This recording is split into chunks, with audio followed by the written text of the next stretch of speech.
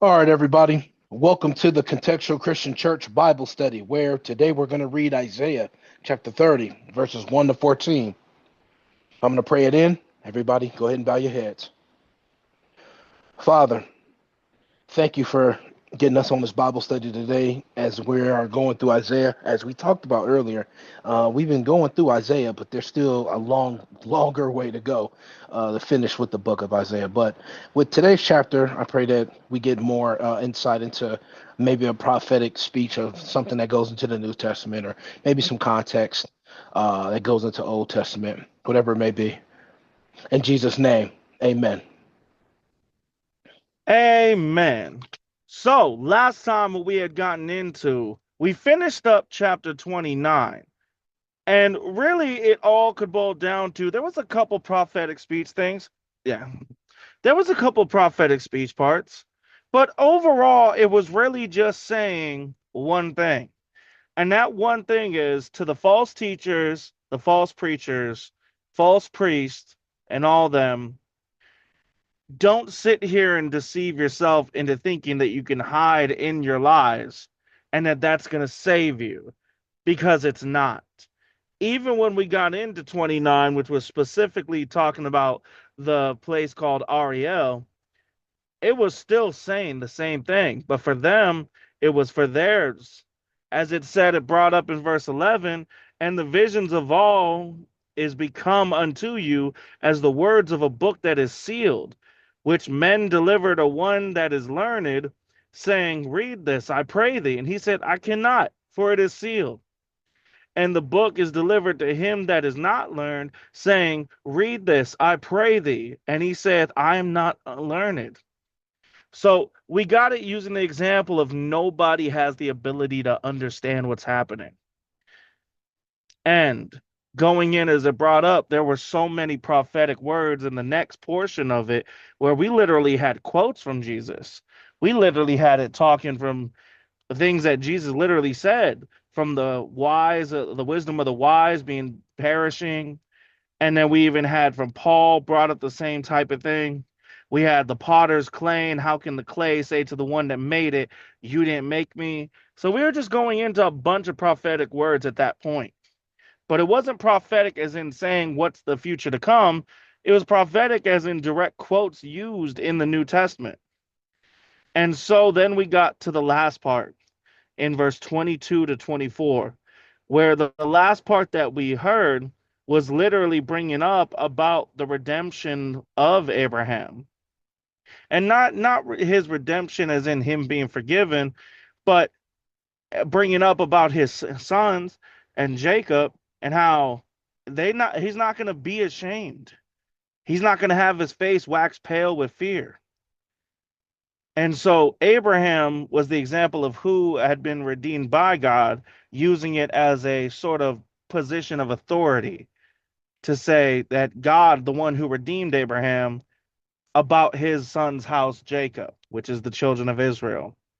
So when we look at it, yes, it is saying that Jacob is the one that's not going to be ashamed, but he kind of is redeeming Abraham because in the essence of the promise, because he promised Abraham the nation, and he promised him that his lineage would go through him.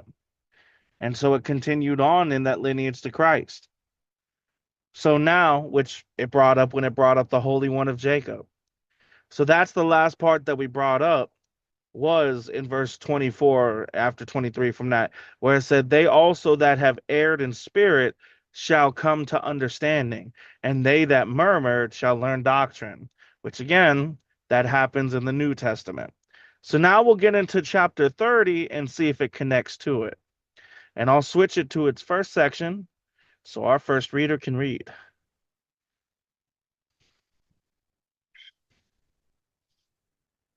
And go ahead, Charles, when you're ready. All right. I'll be reading Isaiah chapter 30, verses 1 to 5. Give it a couple seconds. Verse 1. Woe to the rebellious children, saith the Lord, that take counsel, but not of me, and that cover with the covering, but not of my spirit, that they may add sin to sin, that walk to go down in Egypt, and have not asked at my mouth, to strengthen themselves in the strength of Pharaoh, and to trust in the shadow of Egypt. Therefore shall the strength of Pharaoh be your shame, and the trust in the shadow of Egypt your confusion. For his princes were at Zoan, so on, and his ambassadors came to Hanez. Hanez, there we go. They were all ashamed of a people that could not profit them, nor be in help, nor profit, but a shame and also a reproach. All right. Before I get started, this is not connected to the last part we got into in our last chapter. Good. Why do you say that? Because in the last part, what we got into, part of it wasn't completely the end, but part of the end of Isaiah 29 was talking about what you got into that summary, the cause and effect, with the children of Jacob being, following God and fearing God and all of that, and the cause for Jacob. And then at the end, oh wait, no, it would technically, no, it was the end. Yeah, yeah. So in the end of Isaiah 29, we got the children of Israel, well, not children of Israel, but the children of Jacob following God and fearing God versus what we're getting into now, a warning to rebellious children.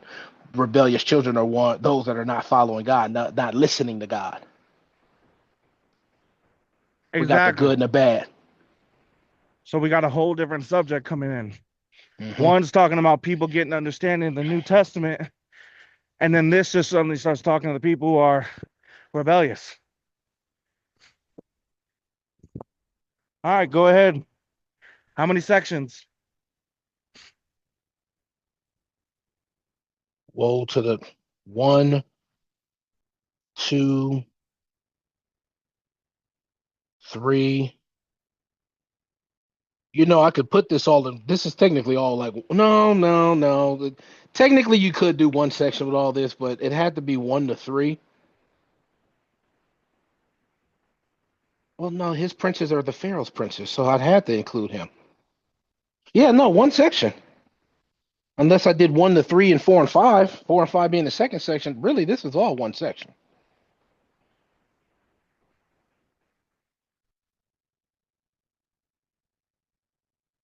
Good. It's one section, Charles. They're all talking about the same people. Yeah.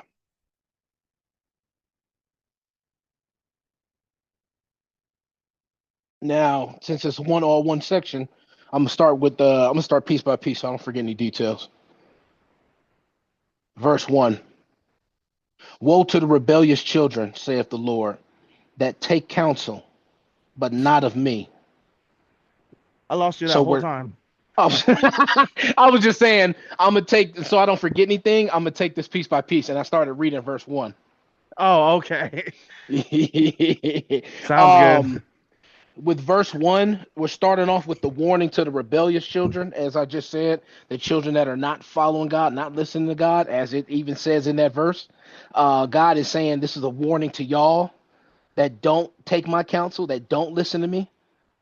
You have a covering, but your covering is not of my spirit. I'm not covering you. And when it brought up that they may add sin to sin, that just sounds like you're living in the sin. Your life is sin. You're doing just sin on top of sin on top of sin. The rebellious children are doing sin on top of sin on top of sin. You're living in it, in other words.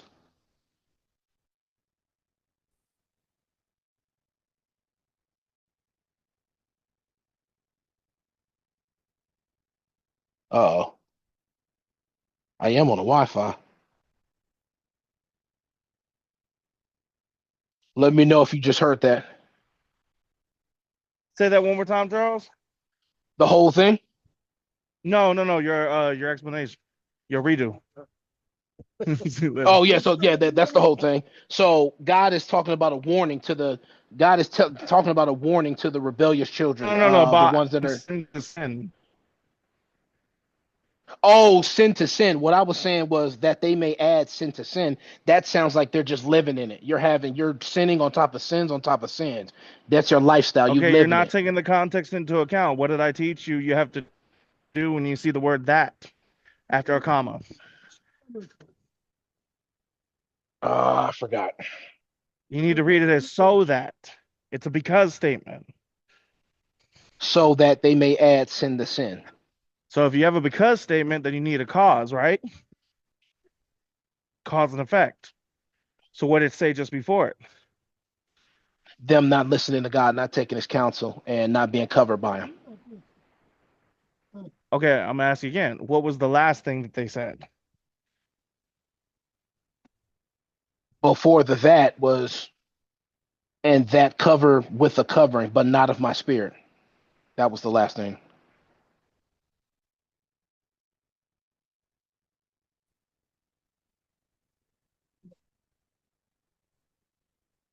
Charles, can you hear me?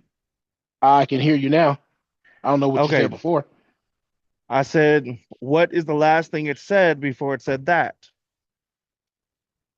Oh, I just read it. I don't know if you heard me. And that No, cover no, I with the didn't. and that Yeah, so cover. cover with a covering that's not my covering. Okay, so not only are you not following my counsel, you're not doing what I've told you to do, but you're trying to be covered with something other than me. Well, if we're talking about God and a covering from,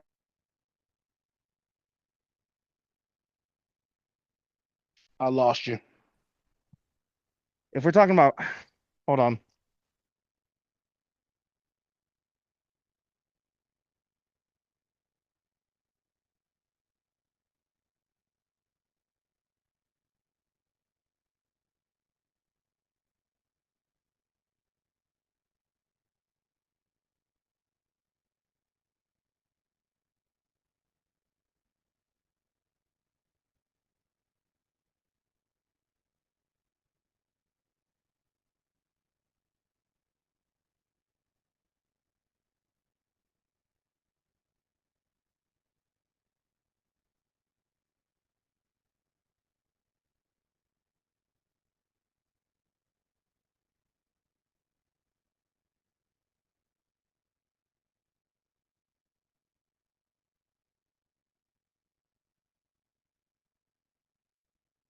All right, can you hear me now, Charles?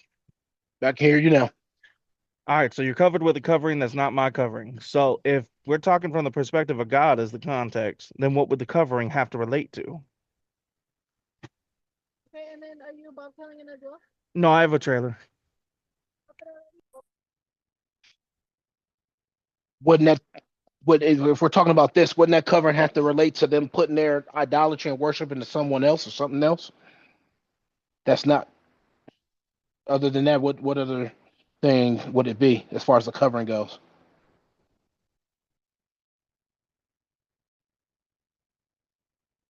Try that one more time. Oh, now you're going in and out.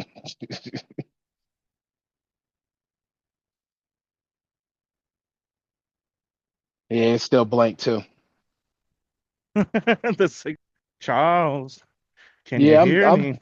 I can hear you now. It just keeps going in and out on your end. Like I'll say something, but you don't even hear what I say. Yeah. Signal issue. What did you say it has to relate to? When you asked the covering question, right? Yeah.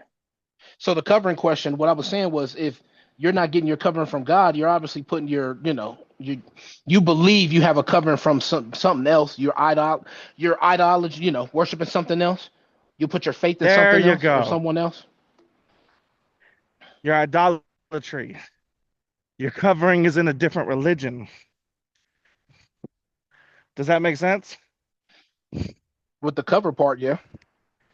So if your covering is in a different religion, you're already in sin for not following God's word.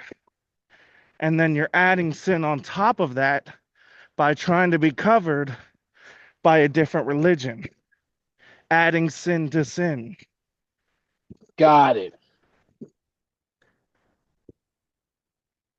Make sense? Got it. Yeah. Okay. All right, go ahead and continue. Um, I can write that later. Verse 2, that walk to go down into Egypt and have not asked at my mouth to strengthen themselves in the strength of Pharaoh and to trust in the shadow of Egypt. This same rebellious children going to Egypt and they're looking to Pharaoh for strength. They're looking for him for strength, but they didn't ask God to ask for Pharaoh for strength. They could have just asked God and God could have gave them the strength, but instead they Hold went on, to hold on, hold Egypt. on. Try that again. That walk to go down into Egypt and have not asked at my mouth to strengthen themselves in the strength of Pharaoh and to trust in the shadow of Egypt. And what I Hold was on. saying, go ahead. Try that again. You're Oh, reading it read wrong it is your again. problem. Oh, did I read it right the first time when I did my No, first you did reading? not. Oh, I thought I put some emphasis in like a little more. I got to scream on this one. That walk to go down into Egypt and have not asked at my mouth to strengthen themselves in the Hold strength of on, hold on, Pharaoh. hold on, hold on, hold on. That walk down to go down into Egypt and have not asked at my mouth to strengthen themselves in the strength of Pharaoh and to trust in the shadow of Egypt. So they haven't asked me, but rather they've been trusting in them. That's what I thought I was saying. No, the way you were saying it was they didn't ask God's permission to trust in Pharaoh. It's a whole different context. You gotta look at the punctuation. It's a semicolon, not a colon. A semicolon is the list of details. Colon is where you're setting up the details. Your context would make sense if it was a colon, not as a semicolon. These are two things, not one. Two separate things, not one. Does that make sense? Because of because I used the punctuation wrong. Yeah, it makes sense. And how I explained it, yeah, that makes Because sense you too. explained it as in God was punishing them because they didn't get his permission to actually trust in Egypt. But think about that for a second. Would God ever give permission? No, he wouldn't. And why is that? Because we're supposed to have that trust and faith in him. Why would you go to another nation when he can give you what you need? Exactly. That's the whole point. So if you read it correctly, you wouldn't have that issue. Do you see what I'm saying? I see what you're saying. I thought if I didn't read it right from the first reading, I would have rather have reread it. Well, that was a signal issue. Okay. I'm not 100% sure you really read it wrong. You see what I'm saying? Yeah, I see what you're saying. The signal. And I can't really tell you that you read something wrong if I'm not 100% myself, you know? Yeah, I got you. Can you hear me? Yeah, sorry. I was just laughing. I act like I know everything, huh? I won't even correct you if I'm not sure if you said it wrong. No.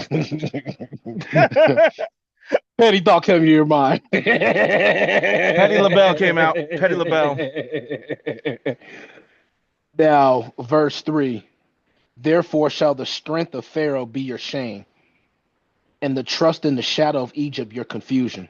Therefore, as in because of what I just said, the strength of Pharaoh is going to be your disappointment, your humiliation, your shame, in other words.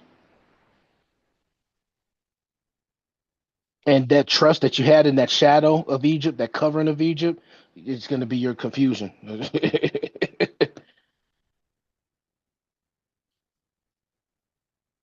I Exactly. hope you heard that. Oh, okay. I was like, man, I hope you What heard I that. was gonna say though, is that this is exactly why you shouldn't have made that mistake.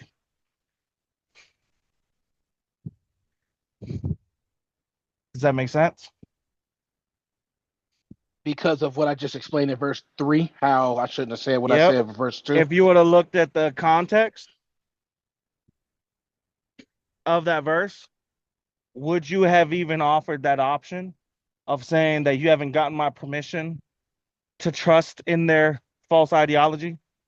No, no, I probably should have thought of that a little harder. Because then, Exactly. if I thought about it harder, then I would have been like, well, God wouldn't even do that anyway, because you're supposed to trust in Him, and God will give you the things you need.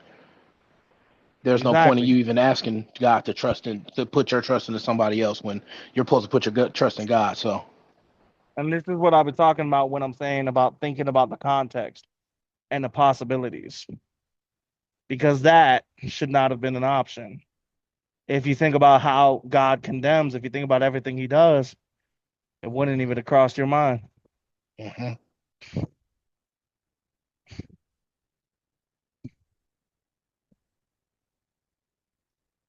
So All then right, we go ahead and got continue. verse 4. For his princes were at Zoan, and his ambassadors came to Hanes, but this is just we're just getting a description of where the princes of Egypt, Pharaoh's princes were at Zoan, and his ambassadors were at another location. So his princes were at one location, his ambassadors at another. Why does that matter?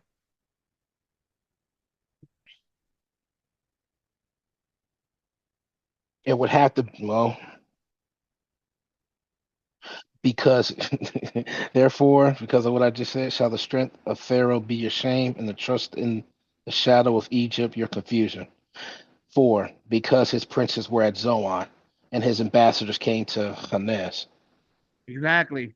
You're trying to trust in Because somebody, and there's nobody even there for you to work in, to trust in.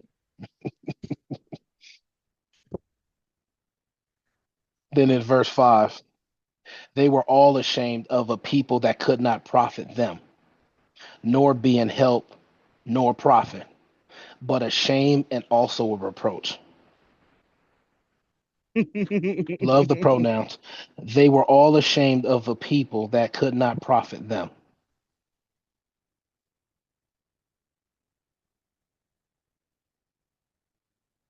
Since we just got done with, I want to make sure I say who's the one that are they, because we just got done with the princes and the ambassadors. So,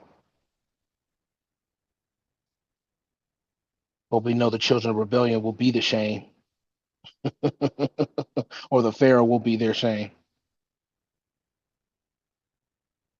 Now, All you verse need to think 5. about for the okay, go ahead. You got it. No, no, no. I thought you was about to say something. Go ahead. The answer in for verse 5 and what it means is in the rest of your verses. Who have we been talking about? Children of rebellion, their Yeah, shame. We've been talking about the rebellious children. And then who is supposed to be their who's going to be shaming them? Or who their will be shame is their supposed shame, I to should be say. their shame was supposed to be the Pharaoh for Egypt. We'll Yeah, just say Egypt. yeah, Egypt's supposed to be their exactly. shame.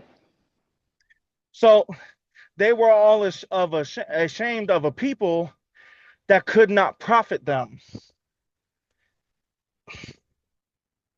So who's the people that can't profit anybody? There was only one the listed. the Egyptians can't profit, Exactly. The Egyptians can't help you out at all. You're not getting no profit out of this. but a shame and a reproach. It's funny the way it's labeled. Now that I get it now, Yeah. the children of rebellion are ashamed because the Egyptians couldn't profit off of you. No. No, no, no, no, no, no, no. No, did it say profit off you or profit you? Profit That them, so just profit you. okay, you understand the difference, right? Profit you versus profit off. Wouldn't profit you mean I'm profiting off of you, just you, versus No. off of your labor, off No, of no. your work, off of Profit your. you means you're the one profiting from me. Profit off of you means I'm the one profiting from you. Give me an example of profit of you. I could have sworn they were the same. Okay, if I profit off you, I made money off you. If I profit you, you made money, not me. Okay. So the Does first that? one is that, yeah, so the first one I got it wrong, that they didn't profit, as in the children of rebellion didn't profit. When I thought they were Yeah, the same, they're exactly. not. I thought they were the same, they're not the same. What it's saying is What the do you mean? children of well, you just explained how they're not the same. How I used the wrong answer earlier. Profit off of you is not the same as profit you. Yeah, yeah, yeah. Well, you got to think of off of means away from, right? Hmm. Coming off of. If there's no off of, then it's not going away from. It's in the very nature of the word itself, or the words, I should say.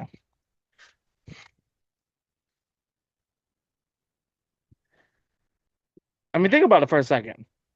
If I'm profiting off you, it's off of you. You see what I'm saying? But if Yeah, I'm profiting you, then who's profiting? me. I'm profiting you. Hmm. You see what I'm saying? So the very nature of the words would already give you that answer. Got it. All right. So what is it saying then, simplified? Oh, that the children of rebellion couldn't.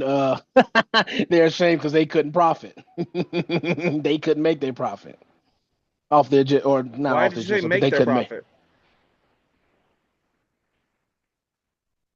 I'll just leave it at they were ashamed because they couldn't profit. The Well, no, children of you're not rebellion actually were ashamed explaining of it. it. What is profiting? What do you mean? What is profit? Like gaining, benefiting? Yeah, yeah, but you're not making profit in that context. What were they trying to gain? They were just trying to gain the trust, or not trust, the strength of Pharaoh and the covering from Yeah. Pharaoh, but So if you they say couldn't. making profit, does that make sense with that statement? So then, no, take that back then. Like, wait, I just want you to answer that. Like this, if you say making profit, and we're talking about that the profit is a sense of security, to feel secure in your false religion, would making profit make sense in that sentence? No, You see what I'm saying? Because what comes no, to sir. mind when you say making profit? Like making money. Exactly. Yeah. So you took something that had was a spiritual effect and turned it into something else. So basically, because of verse 5, all we got is the children of rebellion. They're not going to get that strength from Egypt. They're not going to get that covering from Egypt. That's the simplest way I could break it down. You're going to get that shame, Exactly. but you're not going to get what you thought you were going to get.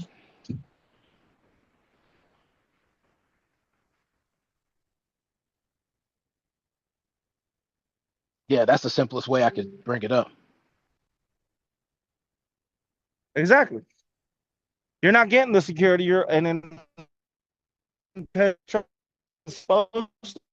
you're actually getting something else. A shame.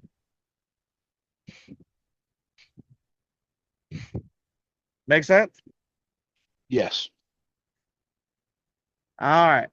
Now, do you have any comments or questions as we go to the second section? Now would be the time to raise your hand.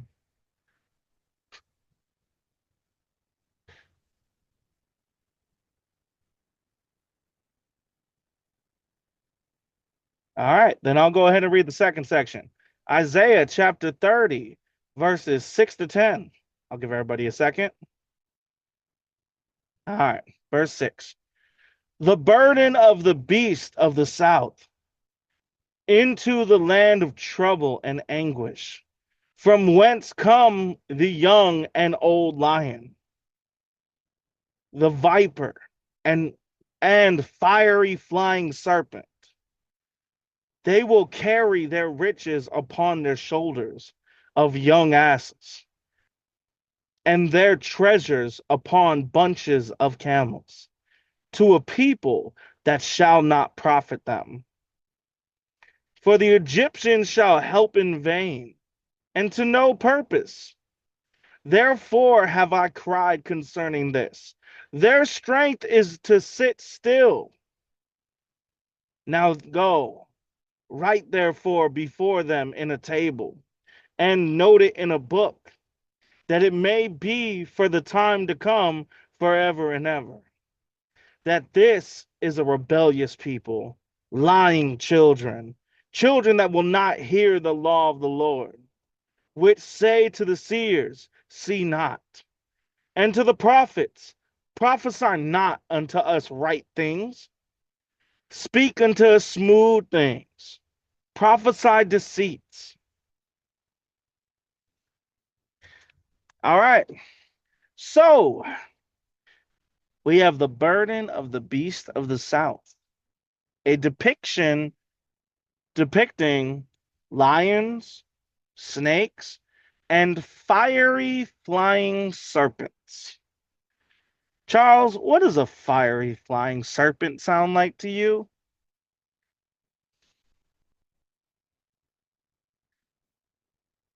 Gotta unmute though. I thought I was muted this whole time. My bad. This sounds like a dragon. Sounds like a dragon. And it's talking about them being used, that they'll carry their riches. And notice something, all four of those have something in common. What do all four of those have in common, Charles? There's two things they got in common, actually, that Two relate to the things verse.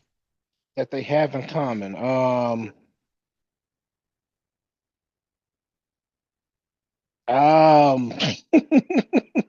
I don't really see it other than them taking away the treasures and putting them on, carrying away treasures and stuff. I don't see the similarities. Okay, two things. One, they're all dangerous animals that kill humans. That's the first. The second, it's kind of similar to the verse in reverse. None of these are animals that you would consider transporting goods with. So we're talking about a burden. We're talking about into the land of trouble and anguish, from whence come. So from there, from that land of anguish in the south, comes the lions, the snakes, and the dragons, and they carry their riches upon their shoulders of young asses. So they're carrying the riches on the donkeys, and their treasures upon a bunches of camels. They got a whole bunch, and they're taking it to a people that shall not profit them. So this is using an example of Egypt being the young lions and vipers and fiery flying serpents. It's using them as comparisons because it says next, for the Egyptians shall help in vain to no purpose.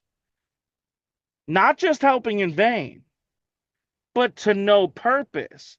Their help is pointless. They're not really trying to help. Therefore have I cried concerning this. Their strength is to sit still.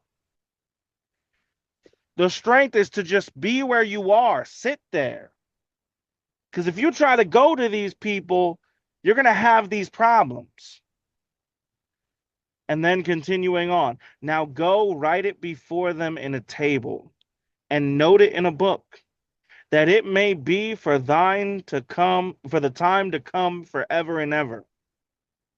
So from that time on, that this is a rebellious people, lying children, children that will not hear the law of the Lord. Okay. We also have a little bit more context on who the rebellious children are. It's confirmed now. And Charles, who are the rebellious children?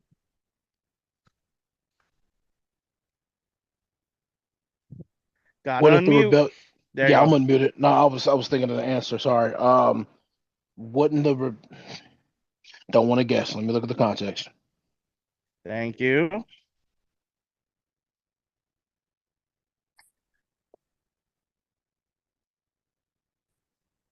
Children of Israel.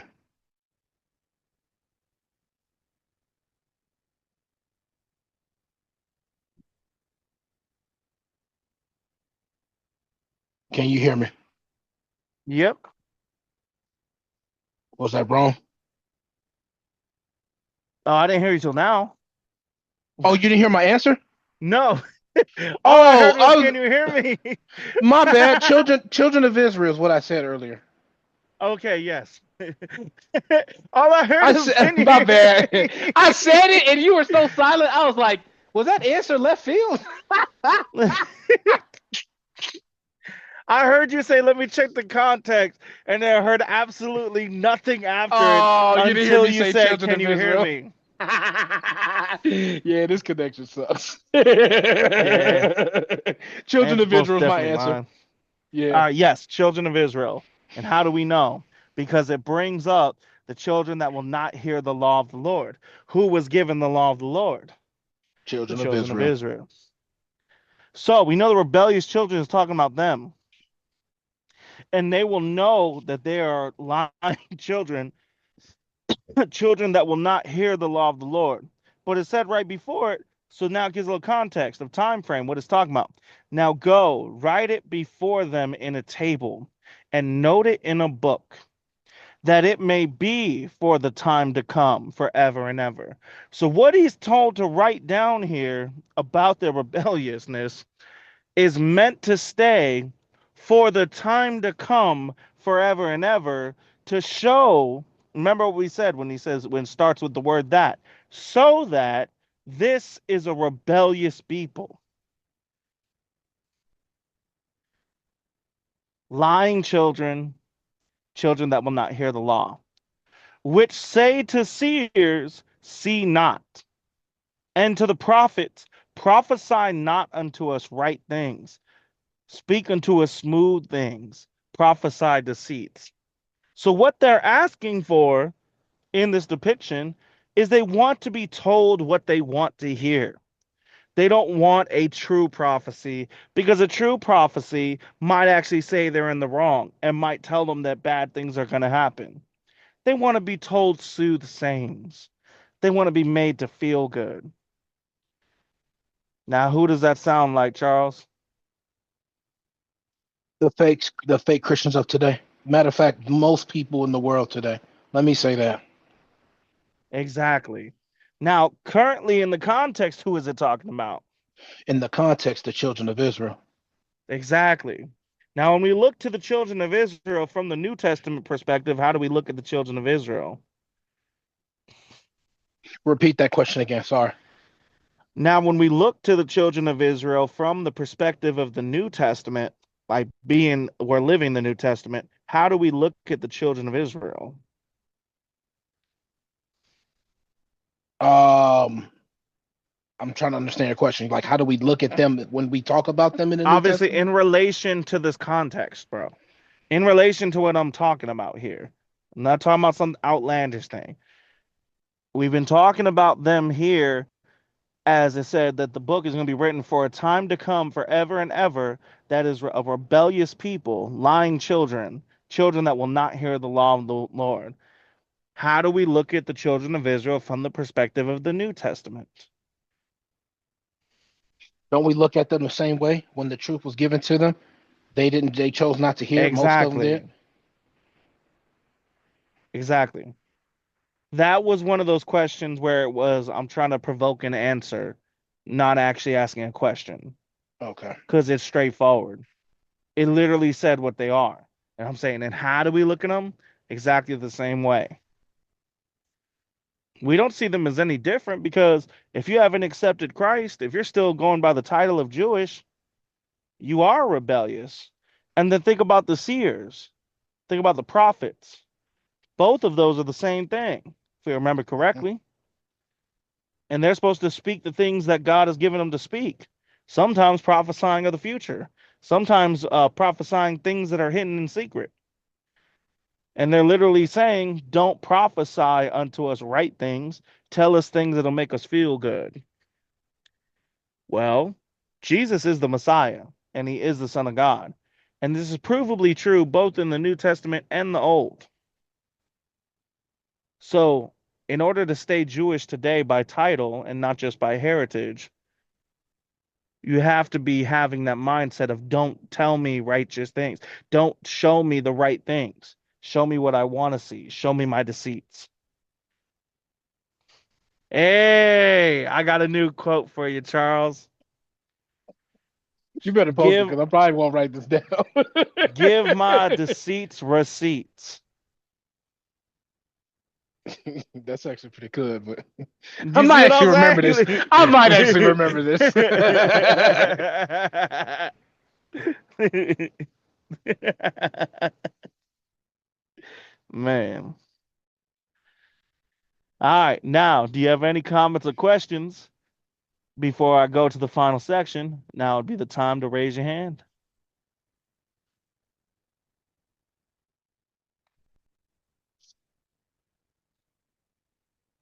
All right. Then, Charles, go ahead when you're ready. I'll be reading Isaiah chapter 30, verses 11 to 14. Give it a couple seconds. Verse 11. Get you out of the way. Turn aside out of the path. Cause the Holy One of Israel to cease Hold from on. before Try us. that again. Try that again. Remember the context of the last verse. How did verse 10 look? Rebellious children talking to the seers and the prophets. And what were they saying? Was it Don't aggressive prophet, don't. speech? Okay, I can turn it down. My bad. I can tone it You down. see what I'm saying? I You can tone it you down. went all aggressive like they're trying to call somebody out. Yeah, I No, can they're tone it making a down. request. Let me try to tone it down. Mhm. Verse 11. Get you out of the way. Turn aside out of the path. Cause the Holy One of Israel to cease from before us. Wherefore, thus saith the Holy One of Israel, because ye despise this word, and trust in oppression and perverseness, and stay thereon. Therefore, this iniquity shall be to you as a breach ready to fall, swelling out in a high wall, whose breaking cometh suddenly at an instant. And he shall break it as the breaking of the potter's vessel that is broken in pieces. He shall not spare, so that there shall not be found in the bursting of it assured to take fire from the hearth, or to take the water withal out of the pit. So verse 11 does, it's a continuation with 10. It's a continuation of what the children of rebellion are saying to the seers and the prophets. Good. It's just another thing that they're saying. But this is talking about them getting out of the way, get out of our way. But also they talk about calls the Holy One of Israel to cease from before us. The Holy One of Israel being Jesus, of course, he's the only one. That sounds like it's saying calls him not to even come, not stop him from coming to us, Yep. to cease from before. He stopped Jesus from coming to us, which Don't we've read even show about. up in front of Don't me. even. What if we read in the New Testament? Exactly. Verse 12. Wherefore, thus saith the Holy One of Israel, Jesus, because ye despise this word, and trust in oppression and perverseness, and stay thereon. So Jesus is saying, because you despise what I'm trying to bring to you, the word, the truth, which is what he's really saying. You're, despising the word. You're trusting in. It's another way to say oppression. Um, People holding you back, holding you down, hold you Ah, down, hold you nope. back. Nope. Did it say, did you trust in your oppression? And Just even if trust it in said your oppression. oppression, in oppression, so does it necessarily need to be you being the one that's oppressed in that statement? No, Or could you be oppressing others? you could be oppressing others. Exactly. It's a very broad sense. So if you're trusting in oppression, then what are you actually trusting in?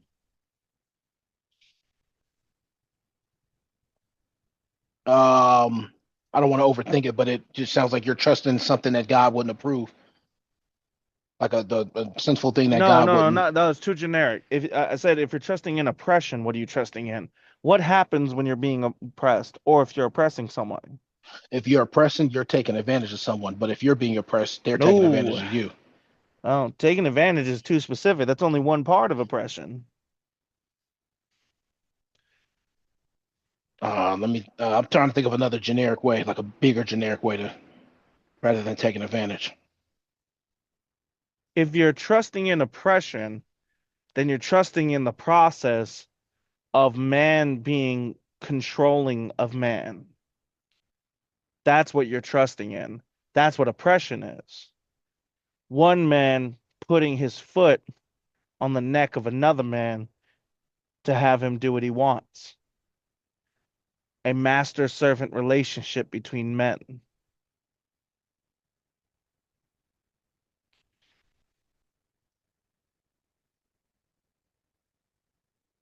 Make sense? Write it down, and yes, it does. Because the thing is, we could sit here and add oppression as if like them being oppressed, and it would technically work contextually. Because how often did the children of Israel run to have somebody be over them as a master rather than just having God? Many times, actually. So it could be on that side. But haven't the children of Israel oppressed people before too? Yes, they have. So it could be on either side. You're still trusting in that relationship of slave and master.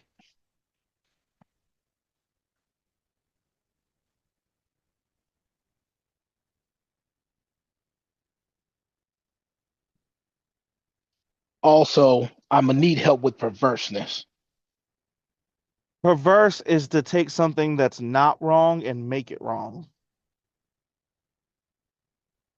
For example, perverseness with alcohol is drinking till you're drunk. Perverseness with women is lustful behavior with women you're not married to.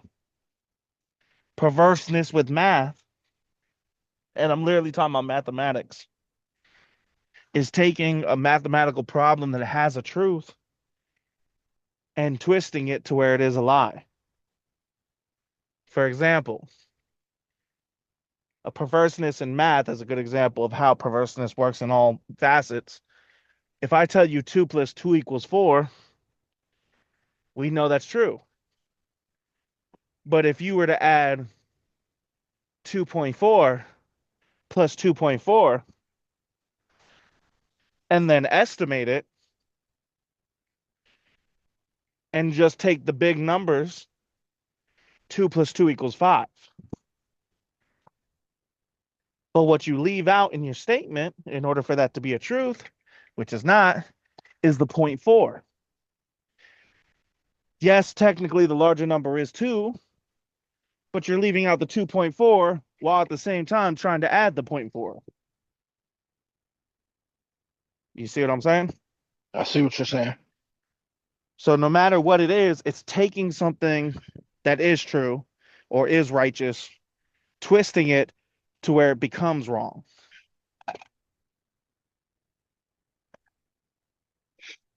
Got it. So when Jesus is talking about because you guys, not you guys, but rebellious children trust in those things that we've just discussed, and you're staying it, stay there on means you're staying in it. You're not changing from it. You're Exactly. staying in all of that stuff. Stand on Therefore, business, 10 toes down, straight to I, hell. I hate that term. You almost threw me from the. I almost got thrown off the whole Bible study off of that one term. I Sorry. hate that term. I I love mean, I that like the term. song. The song Standing sounds on good. business. That's so funny. I like the way it sounds. Oh man, probably because I heard it first from the wrong person. That's probably why I hate it so much. Have you heard the song? The song, no, I heard it from T.I. Sons first. It was a back and forth between T.I. Son and T.I. it was so dumb. I'll talk about it after Bible study. My brain Okay, is we'll talk about it now afterwards. I'm losing conversation. I'm Focus losing on the Bible. Focus on yeah. the Bible. Verse 13. Therefore, because of what I just said, this iniquity shall be to you as a breach ready to fall. Breach. Wasn't a breach when we were talking about like a hole in something, like a hole in the Yep. wall, or yeah, okay. A So breach in the boat is where the water leaks through. yep. This iniquity, well, this what we just got into, will be a breach ready to fall, swelling out in a high wall, whose breaking cometh suddenly at an instant. So this breach that we're talking about, this iniquity is going to be this breach, and he's given when he says the breach, and he talks about at the top of the wall, it's going to break and it's going to come at us suddenly. It that's like a visualization, right? He's given us that Yeah. visualization of what this iniquity is going to be to them, like figuratively. I'm giving you a visualization, but I'm trying to explain it to you figuratively of what this iniquity is going to be to you. How you have this Well, breach think in the about what wall, and happens, cause and effect. um, If you have a breach well, in a wall, it's gonna yeah that breach in the part of the wall that they brought up, the high wall, and then it bursts suddenly. Yeah, the wall's just gonna crumble down. exactly. And what is a wall for?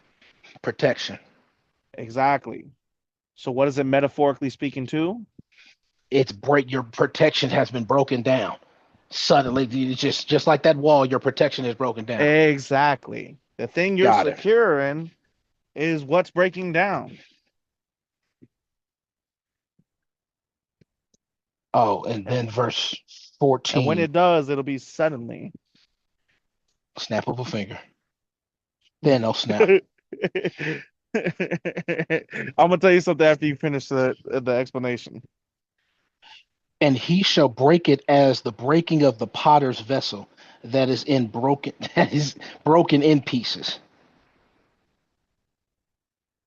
And he shall break it, meaning we're still the Holy One of Israel being the He, Jesus Yeah. being the He that's gonna break it. Now I have the visualization in my head of him breaking something. Breaking of the potter's vessel that's broken into pieces. So I can stuff Well, that's we on the just talked about what table. the potter's vessel is, right? Oh, we did in it. There's some other notes. I got a new book. I ran out of pages, so Okay.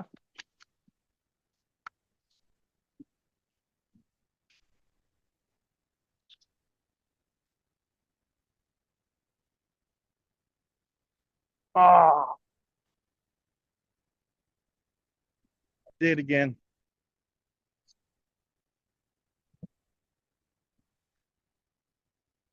go ahead. What'd you do? No, no, you're good. I stepped in the massive puddle of water again. Okay. You know what? Let me write it in this book. What's the potter's vessel? Or yeah, potter's vessel. No, no, no. It was in our chapter of reading.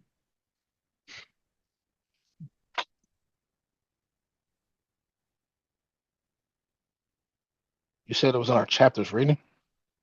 Yeah. You go back.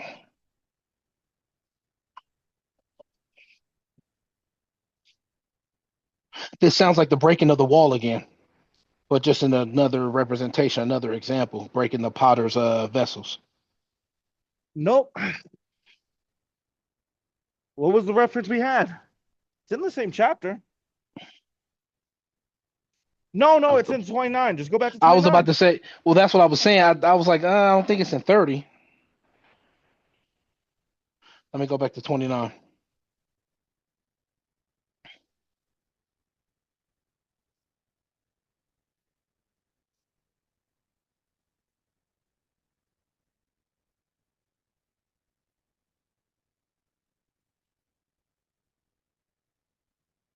Still reading chapter 29. Sorry for the You're good. silence.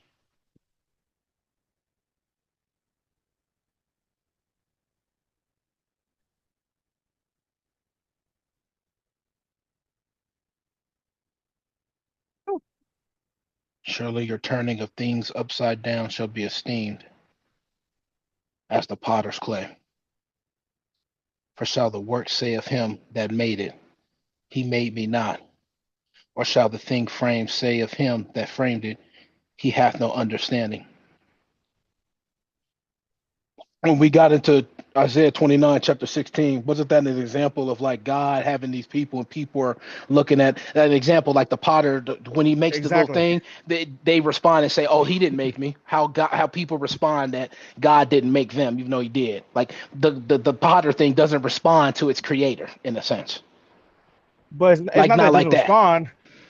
The potter can't say. It can't say that I didn't make you. Right. It literally did.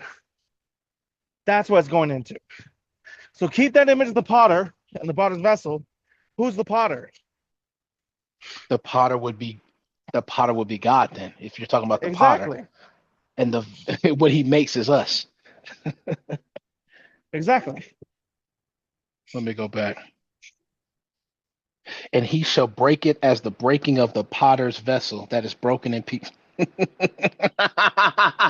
So Jesus will be breaking when you're breaking the potter's vessels, you're breaking human beings. You're breaking with the creation in general, is what we're getting into then, right? Exactly. That is broken in pieces. He shall not spare. Okay, he shall not spare. None will be saved when he's breaking these when he's breaking down these human beings, these people. So is it So, literally talking about human beings or is it talking about their souls? um, It just said none will be spared, right? Spared from what? damnation, judgment. There you You go. talking about damnation and judgment day? Yeah, there you go. He shall And that's not. getting it through the context. Let me read the rest of it. So that there shall be not found in the bursting of it assured to take fire from the hearth. Oh, or to take water withal out of the pit. Pit is using another. Isn't pit? We talked about the like the four different hells, but pit being one of them. Yep. Pit is Hades, which is the death realm, without being specific to the torture side or paradise side. Jesus breaking them down and not sparing none of these from their damnation, from their judgment. Exactly. Got it.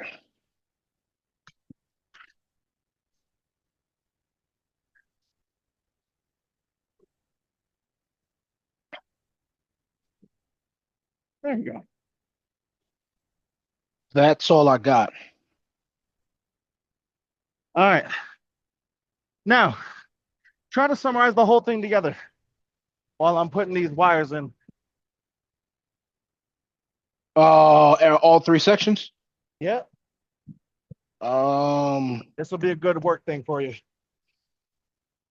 And it Try to gives me summarize time. the whole thing. Okay. um.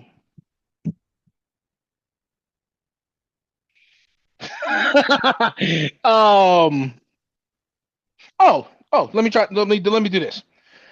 We've been in our three sections have been talking about a warning to the rebellious children that the strength that they seek, the covering that they seek, because it's not of God, it's going to be of nothing. It's going to be vain. No one's going to be able to help you. No one's going to be able to save Nope, you. he No one's started going to be off able to wrong cover you. Ah, because you said the rebellious children. Which children is that? Pretty children sure of we got Israel. into it. We got Exactly. into the children of Israel. Exactly. So a warning to the children of Israel that, and let me say this in this explanation, that didn't The take God's children of counsel. Israel as a whole? No, You the just ones that didn't, the ones I was just about to specify which ones. okay. But you should start with that. It makes it easier. A warning to the rebellious children of Israel. Okay, I can say that. I was going to say something else, but yeah, I can say that. A warning to the rebellious children of Israel. Yeah, so we started off in our three sections with a warning to the rebellious children of Israel that the covering that they look for, that they search for, that's not of God, the strength that they search for, that's not of God, it'll be of nothing. Whatever help you get, it'll be of nothing. It'll be vain. No one's helping you. No one's saving you. All the way till we. Ah, hold on. Did it say nobody would help you? Pretty sure we got into a specific country that would help. just with pointless purpose, no purpose. Egyptians would try to help, but it's pointless. It's of nothing. Exactly. So when you say no help, is that accurate? And let me try that again. No, it's not You accurate. see what I'm saying? What's wrong with it? Because technically, yes, they are getting help from Egypt, but it just comes of nothing. It doesn't help them. It doesn't do anything for them. It's of Exactly. nothing. We can't take away the fact of saying that they get no help because that gives a part of the context. Hmm. Oh, hold on 1 second.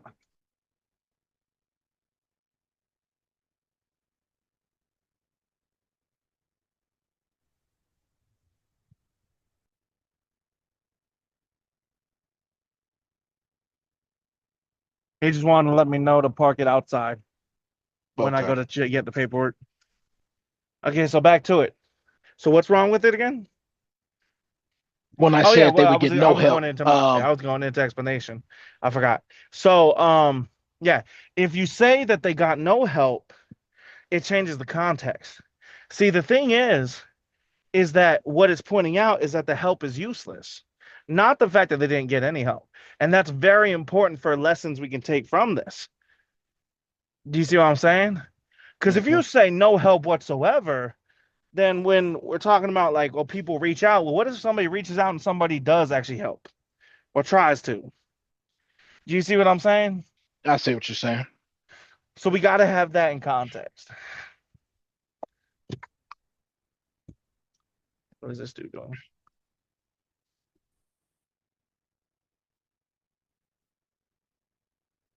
Let me throw this out.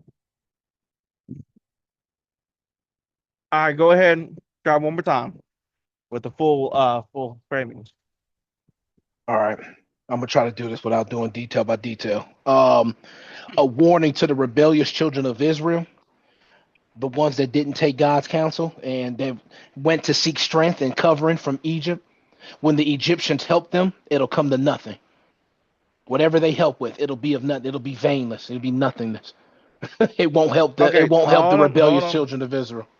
I wouldn't specify Egypt when you're doing your explanation because Egypt is an example. Egypt is not the specific. So you wouldn't bring them up in a No, no, I wouldn't. Because you're adding a context that's taken away from the main point. What is the main point saying? Is it saying that Egypt will not be there to help the children of Israel? Or is it saying that no help will do anything? no help None would of it do will anything. matter. Do you see what I'm saying? So if you say the Egypt part, you've now taken the specification to a different level, a different part. And that can create other problems.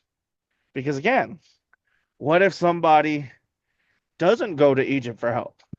Look at our time frame today. What if somebody brings up like, oh, not Egypt, but they go to America for help. They trust in America rather than God. Do you see what I'm saying? How that could be a problem? I see how it could be a problem with me doing the explanation because it sounds like this explanation has to tie into the lesson that we can learn from. Even though it does say it in the verses and everything, but my explanation Well, no, has to no, it's not the bring out the lesson, point. it's the point. That's what I'm trying to say. The point. Yeah, because this is the thing. Let's say historically, there was some part that showed that children of Israel did not reach out to Egypt for help. We were talking about a time frame of the end times, but we're using an example from the current times. You're going to go to Egypt. Well, what if they went to the Arabs? What if they went to Saudi Arabia? And somebody Yeah. brings up, oh, well, they didn't actually go to Egypt for help. They actually went to Saudi Arabia. See, historically, is it? Well, now you've added something in there that's not there. You've allowed for a contradiction. So Rather when than it we, just be rather than it because if I left it at or if I said that any nation that helps the rebellious children of Israel, it'll come to like it won't mean nothing. It wouldn't matter what nation that anybody else brings up because any nation exactly, that helps, it wouldn't it wouldn't make a difference. exactly. And that's the whole point. What we're doing when we're explaining is we're not expressing the details. necessarily, unless the detail is important to that level. What we're actually doing is we're expressing the point that it's making. What is it actually saying? That's what our explanations are supposed to do. That's how we know that we actually understand it. See, by you pointing out and saying that Egypt won't help Israel, or their help for Israel will be pointless, what you're telling me is you didn't understand the point because you took it too literal. Is the point that Egypt won't help, or is the point that no help is going to be help? No help. Do you see what I'm saying? When you express it literally like that, you show that you don't actually know what it's saying, because it's not actually talking about Egypt as all, is it? It's make the I'm not getting the overall point. I'm only looking at the details itself, not the overall point. Exactly. Exactly.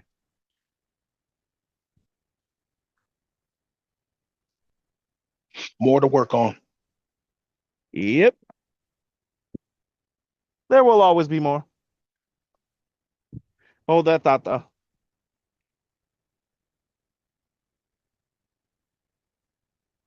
All right. And you know what? Why don't you put this in your notes at the top of the page for your study tools? Explanations are supposed to explain the point of what's being said and important details that need to be specified, not to express every detail that is listed. You might have to repeat that. Explanations should explain the point of what's being I said, didn't and then say should. I said explanations are supposed to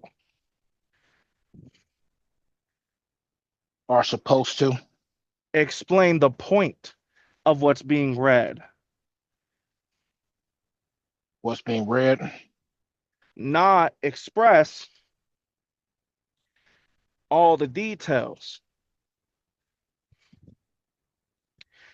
The only details that need to be expressed are important standout details.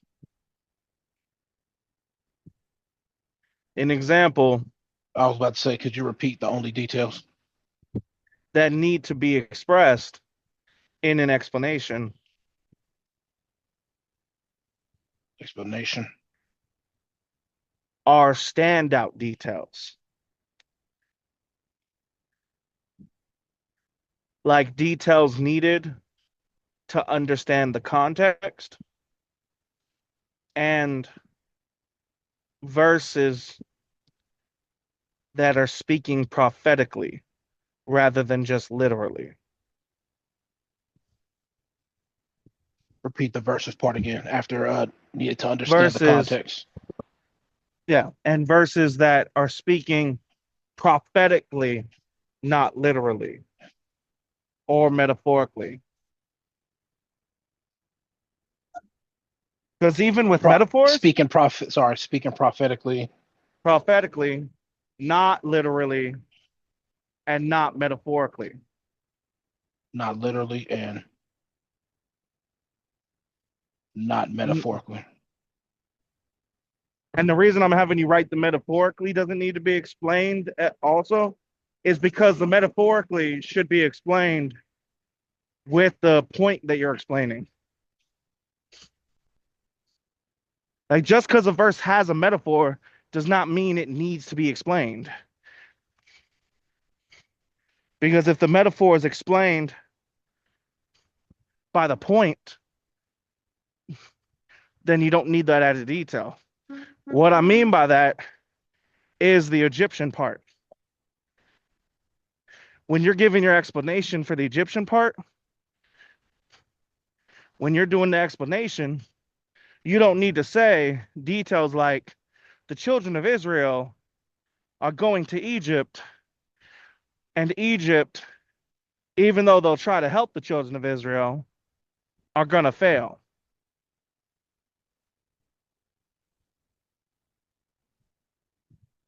That is already explained by you explaining the point of the verse. no matter what help is being helped, it's going to fail. You see what I'm saying? I see what you're saying.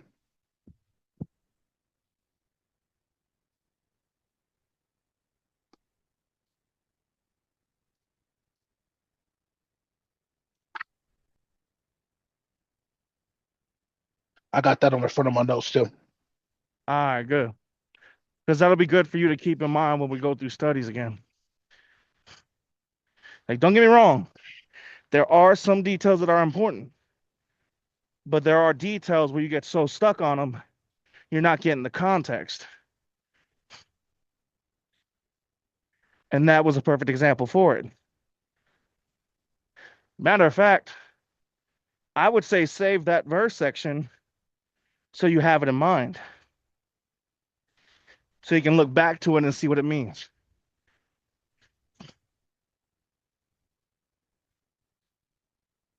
Writing it down. Uh,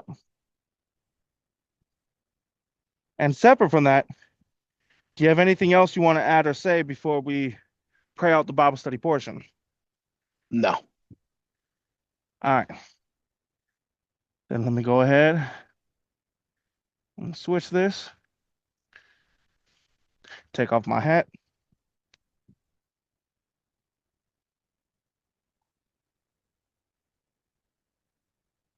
All right. And I'll go ahead and pray us out. Everybody bow your heads. Father, thank you for this time you're giving us to be able to read your word, to be able to understand more, and to get better in our abilities to get context. Charles did a really good job today with a lot of the detailed stuff versus the point proving stuff. And I just pray for that growth to continue. I pray as we go forward that we're able to do better in all that facets, especially our preparations, considering the situation that happened today. And I pray that forgiveness for the times that we haven't, because that's a lack of effort. In your son's holy and precious name, Jesus Christ Yeshua. Amen. Amen. Now, today would be a good example of what you were talking about yesterday about how the new system that you were doing and how if I don't get it, Say you'll what? just. Can you hear me? I had to put my hat back on. Sorry. Oh, you're good. You're good. Today's a perfect example of what you were talking about, how you were afraid that if you just gave the answer that I wasn't figuring it out. Today was one of those examples where you allowed me to slowly figure this out, like piece Yeah. by piece by piece. Instead of just giving it, you actually gave me that chance to slowly figure it out, but you didn't give too much time. Okay. But you didn't need to give too much time in some of the things we got into today. Like there were some I where mean, you you were. did catch a lot really faster today than you normally do.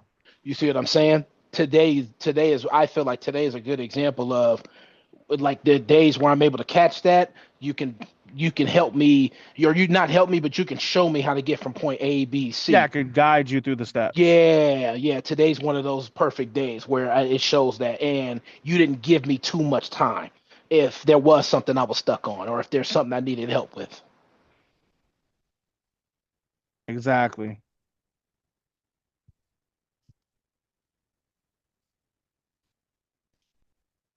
All right. So today, I should say tonight's. Wait, are my dates off? Today's the 26th, isn't it? Yes. Oh, that's why I haven't accounted for those 2 days in my dates. I'm like, why is okay? Everything is in order. That's why.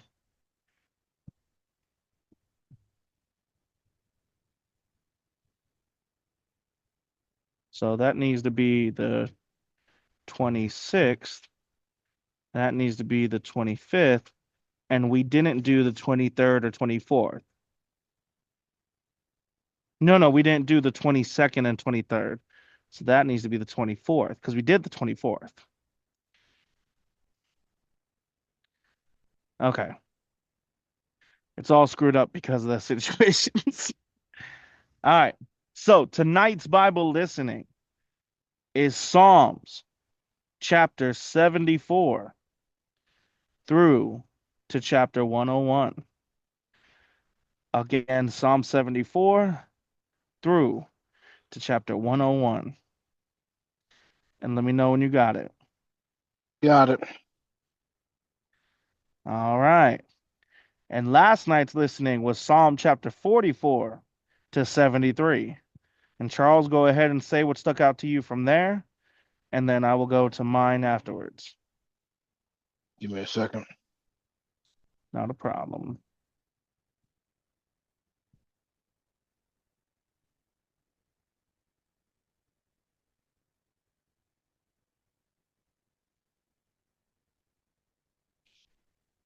I don't know if I brought this up before.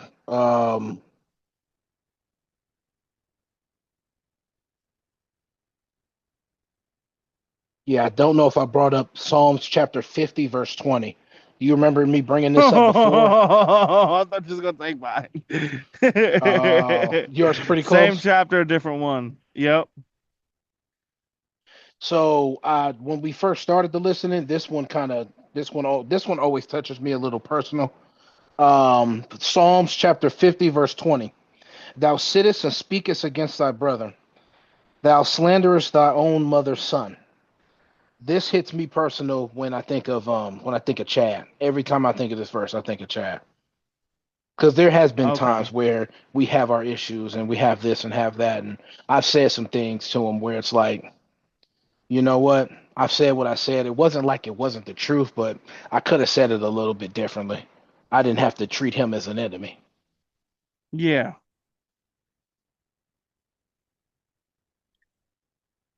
All right.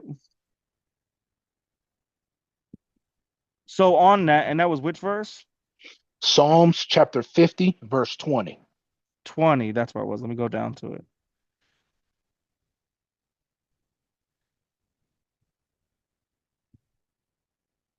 Yeah.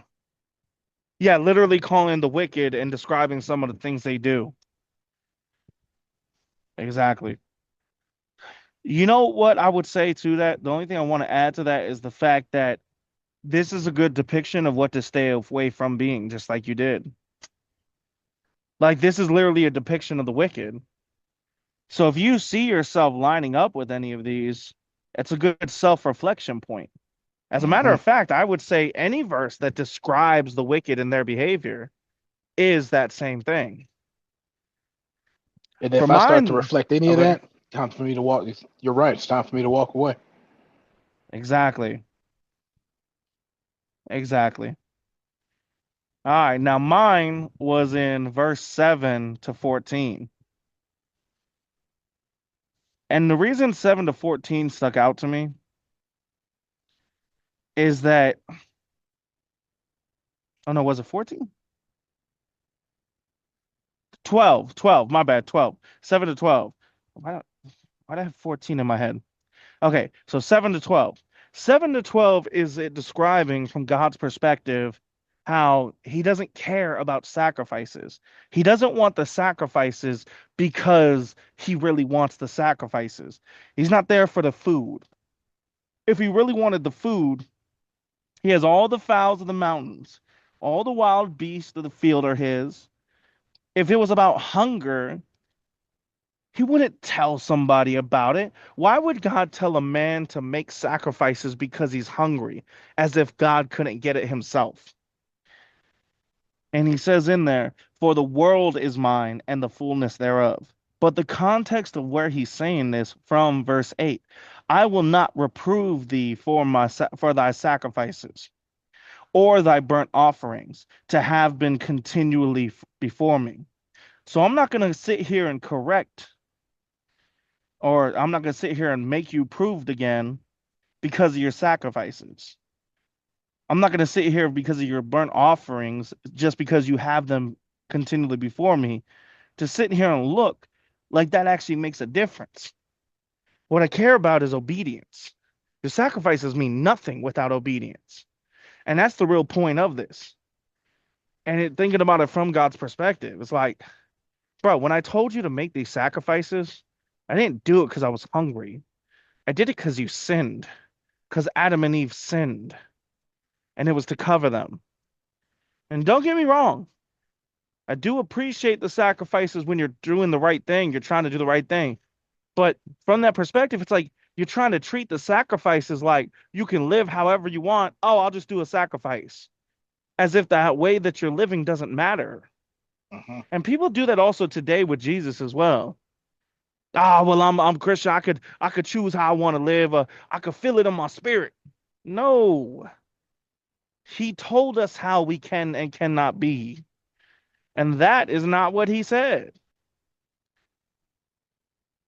First of all, with accepting Christ, and second of all, with living his way. So in all that aspect, it's like that. Stop treating his sacrifice like you can do whatever you want, just sacrifice and you'll be right with God. It's not how it works. Once saved, always saved is a complete envelopment of that. All right. Now then, Charles, do you have anything you want to add or say on that? Other than that was a good chapter. Nothing else to say to that. Yeah, that was a good chapter. Yep. All right, Brody. Well, I'll go ahead and close out the Bible study then. I'll probably call you afterwards. I'm calling you as soon as it closes out. Okay. Check for signal.